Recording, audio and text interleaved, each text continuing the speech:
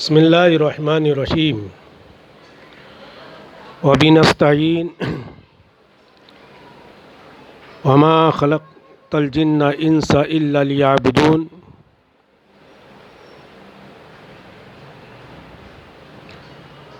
صدق اللہ العظیم وصدق رسولہ النبی الامین المتین الکریم، ونحن علی ذلک لمن الشاہدین والشاکرین والذاکرین والحمد للہ رب العالمین۔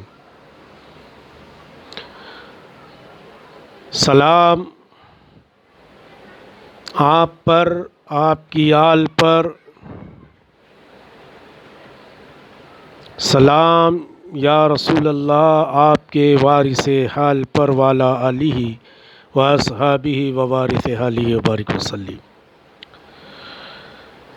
زندگی آمد برائے بندگی، زندگی بے بندگی شرمندگی۔ اللہ تبارک و تعالی کا فضل احسان کہ اللہ تبارک و تعالی نے ہمیں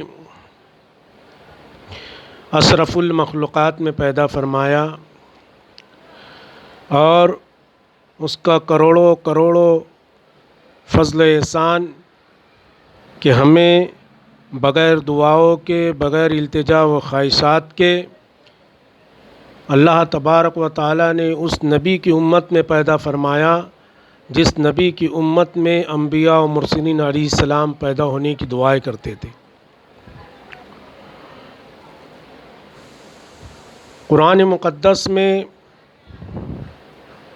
اللہ تبارک و تعالی نے اپنے بندوں کے متعلق ارشاد فرمایا۔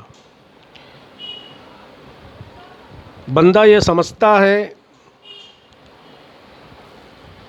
کہ وہ یوں ہی پیدا کر دیا گیا، کہ دنیا میں آنا، کمانا، کھانا، رہنا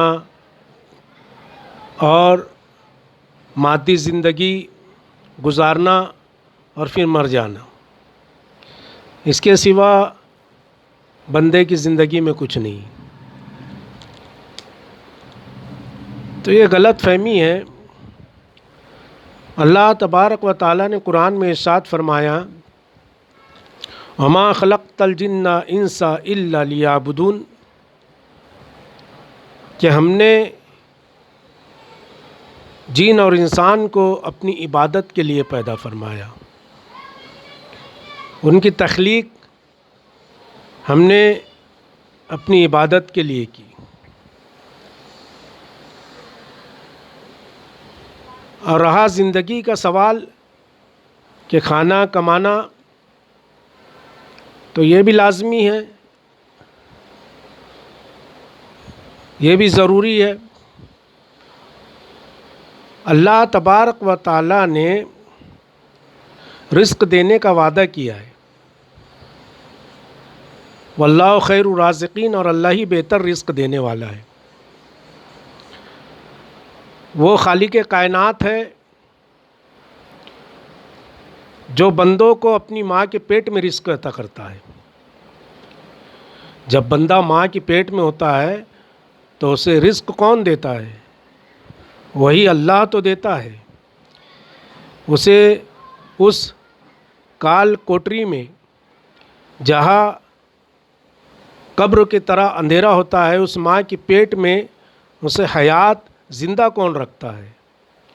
وہی اللہ رکھتا ہے۔ هو الذی یصورکم بالارحام کیف یشاء۔ وہ تو اتنا خالق ہے، وہ تو ایسا پیارا مالک ہے، وہ اللہ اتنا پیارا ہے کہ وہ ماؤں کے پیٹ میں انسان کی تصویر بنا دیتا ہے نا، یصورکم فی الارحام کیف یشاء۔ کیسا خالق ہے جو ماں کی پیٹ میں تصویر بنا دیتا ہے، جو پانی کے اوپر مصوری کر دیتا ہے، تو کیا بندے کو رزق نہیں دے گا؟ جب ماں کے پیٹ میں وہ رزق عطا فرما سکتا ہے تو بندے کو روح زمین کے اوپر وہ رزق کیوں نہیں عطا کرے گا؟ اور بے شمار اللہ کی ایسی مخلوق ہے، ایک زمرہ ہے جو خالق کے اوپر توکل کرتے ہیں، بھروسہ کرتے ہیں اور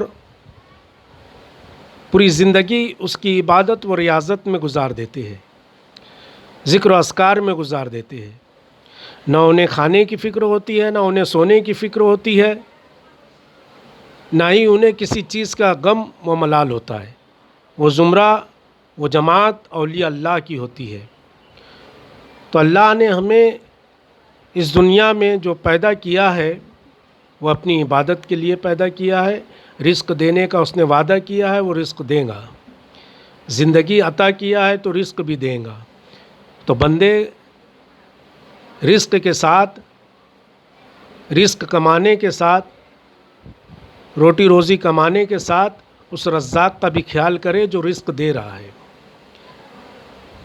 اور عبادت یہ اللہ کا فضل و احسان ہے کہ فضل ہوتا ہے ان بندوں پر جس سے وہ اپنی عبادت کرواتا ہے۔